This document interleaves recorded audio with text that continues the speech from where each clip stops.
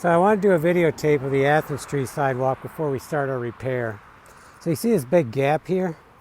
Well, that's because all of them slid downhill. So we have to move this one back up, and then we have to continue moving them up because of this overlap right here. Maybe you can't see that, but that's quite a bit of overlap. We need to have that up and even, or more even, so we can concrete. We're going to concrete them in place this time. See what happened here. This one's broke and this one's coming over top of it. I don't know if you can see that way. It's over top a good 1.5 inches. Then we have some good ones here. And we have one that's coming over top of right here somewhat.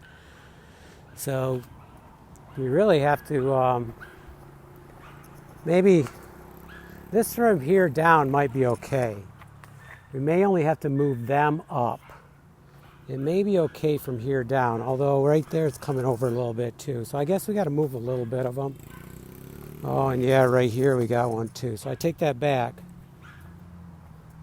We really need to move. We're going to go down to this concrete one right here. We're going to leave this one in place, mainly because it's fine. I don't like concrete necessarily on this, but it'll be our anchor. So from here on up, these need to go up.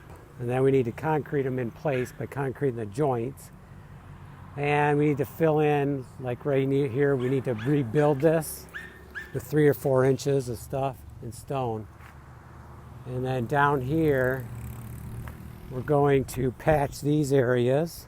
And for some reason, these are shorter here. So we're going to have to do something here to make it look a little bit better, but I'm sure we can figure something out.